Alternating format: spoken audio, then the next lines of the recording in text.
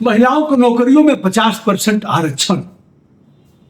जी हां, उत्तर प्रदेश अब लग रहा है कि छक्का मारेगा। आदित्यनाथ योगी जी की इस घोषणा से विपक्ष परेशान हो गया है। परेशान इसलिए कि यदि आधी आबादी और 50% पर रहेगी, यानी उसका हक अगर उसको मिलेगा 50% तक, अब इसमें पुरुष वर्ग में भी खलबली मची हुई है। अभी तक उत्तर प्रदेश में क्या स्थिति है, कितने प्रतिशत तक आरक्षण है, इस पर हम बात करेंगे। महिला बिल पर भी हम बात करेंगे और यह बात करेंगे कि सबसे अधिक महिलाओं को अब तक आरक्षण किस प्रदेश ने दिया है। आदित्यनाथ योगी का यह बयान चौंकाने वाला है और विपक्ष में हलचल पैदा कर रहा है। क्या 50% आरक्षण उत्तर प्रदेश की सरकार महिलाओं के लिए देगी? नौकरियों में, पंचायत चुनावों में जो उसके पद हैं, और उसके अलावा प्रमोशन में भी। आइए दोस्तों, हम बताते हैं। सबसे पहले हम आपको ले चलते हैं बिहार। बिहार एक ऐसा राज्य है जिसने सबसे पहले महिलाओं के मासिक धर्म पर 2 दिन का अवकाश दिया। राबड़ी देवी ने दर्द बताया लालू प्रसाद यादव को। बहुत दर्द होता है, उस पीड़ा का लालू प्रसाद यादव ने एहसास किया और पूरे देश में यह पहला बिहार राज्य है जिसने मासिक धर्म पर अवकाश दिया महिलाओं को 2 दिन का।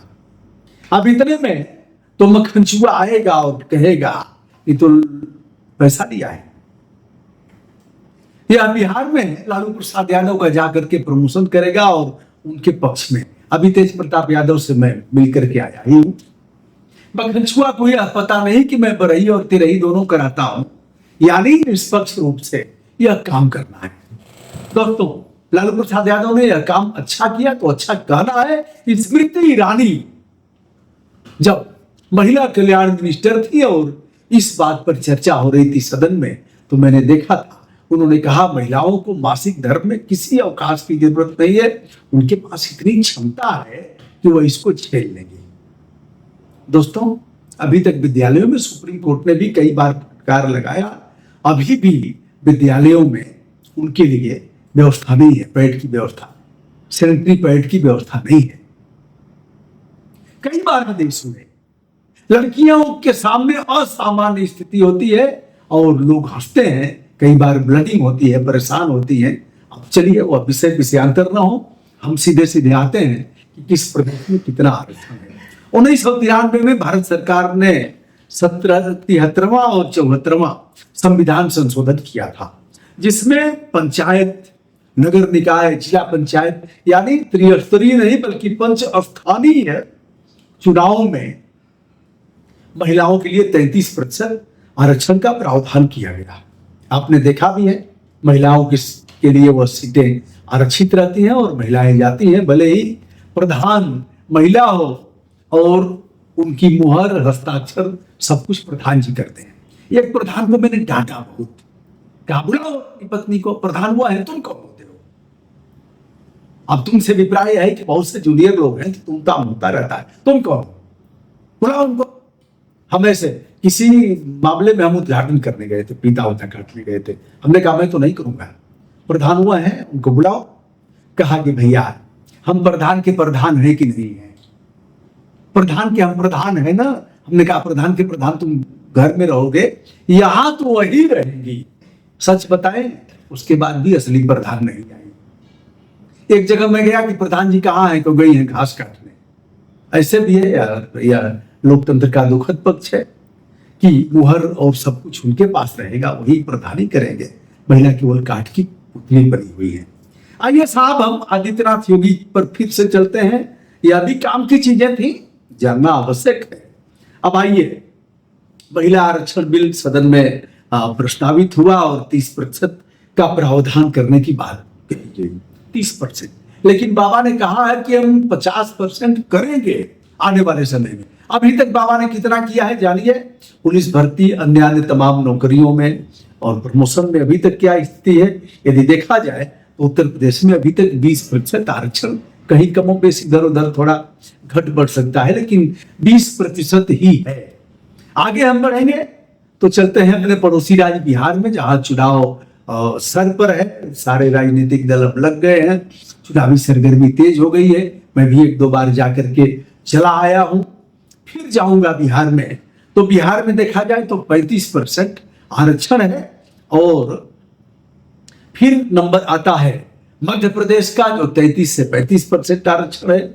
उत्तराखंड में 30% है, कर्नाटका में 33% है और उत्तर प्रदेश में 20% है। लेकिन अब बाबा ने कहा है तो बाबा के कहने का, लेकिन पुरुष वर्ग भी कह रहा है भैया हमारा क्या होगा, 50% इन्हीं का होगा, तो हम क्या करेंगे। अब देखिए एक चीज और है, आप कहेंगे मैं विषयांतर हो रहा हूं। आज लखनऊ में ही आजादी के इस पवित्र पर्व पर कई परिवार ऐसे आए थे जिनके बच्चे शहीद हो गए हैं और पत्नियां तिरही के बाद और चली समय के बाद चली गई। उन्होंने अपनी शादी विवाह कर लिया। माँ बाप कैसे रहेंगे। 1.5 फुटवा लोग यहाँ बैठ करके एसी में ऐसे ही 1.5 फुट नापेंगे, अपने पर है ना, तो यहाँ से नापेंगे तो 1.5 फुट होगा। तो यही नियम बनाते हैं। उस माँ बाप का क्या होगा। आज कई परिवार आए थे, मैंने देखा, उनकी वेदना को समझा। जिनके लाल सरहद पर शहीद हो गए, उनके माँ बाप को कुछ नहीं मिलेगा। उनकी मांग है, सदन में भी यह बात उठी थी कि उसमें इनका भी प्रतिशत होना चाहिए। अब वो चली गई, वह अपना शादी विवाह भी कर लेंगे, अलग दुनिया उनकी बस गई, और फिर क्या होगा, सारा पैसा तो उनके खाते में चला गया। ऐसे कैसे होगा। तो इन सब विषयों पर भी ध्यान देने की आवश्यकता है। फिलहाल आदित्यनाथ योगी ने जो कहा है आज आजादी के इस पवित्र पर्व पर कि आने वाले समय में हम 50% महिलाओं को सरकारी पदों में आरक्षण देंगे। अब अभी तो जातीय जनगणना हो रही है, उसके बाद नया फिगर निकल करके क्या होगा समय बताएगा। कितना प्रतिशत क्या संविधान में संशोधन होगा पिछड़ों और इन पिछड़ों की संख्या देखते हुए। क्या अब अभी तक तो है कि 50% से अधिक किसी को नहीं दिया जाएगा, लेकिन संविधान में संशोधन होगा। और किस जाति का गला कौन जाति घोंट रही है, इस पर भी हम लोग चर्चा करेंगे, व्यापक चर्चा करेंगे। पिछड़े ही पिछड़े के दुश्मन है, दलित ही दलित के दुश्मन है, हम सिद्ध कर देंगे। और अगड़े ही अगड़ों के दुश्मन है। हम ऐसे थोड़ी ही कह रहे हैं, हम मौके पर जाकर के सिद्ध कर देंगे। और आप भी कहेंगे बात तो ठीक कह रहे हैं। दोस्तों, मैं हूं ब्रजभूषण दुबे। आदित्यनाथ योगी ने जो कहा है कि 50% महिलाओं को आरक्षण आगामी दिनों में हम करेंगे, आप किस दृष्टि से देख रहे हैं और इस पर आपके क्या मंतव्य और विचार है, कृपया बताइएगा। और इस घोषणा से उत्तर प्रदेश की राजनीति में कैसा भूचाल आएगा, कैसा असर होगा, क्या महिलाओं पर इसका सकारात्मक असर होगा और आगामी चुनाव में वह बढ़ चढ़ करके उत्तर प्रदेश के भारतीय जनता पार्टी की सरकार को अपना मत करेंगे, अपना समर्थन करेंगी, अथवा फिर जो विपक्षी दल हैं वह इसका समर्थन करेंगे अथवा विरोध करेंगे, यह तो देखना बाकी है। फिलहाल एक सी गुफा उन्होंने छोड़ दिया है। मैं हूं ब्रजभूषण दुबे, संपूर्ण विनम्रता के साथ आजादी के पावन पर्व पर देशवासियों सहित जो भी विदेश में है, हमारे देश के लोग हैं, सभी को अपना नमस्कार निवेदित करता हूं।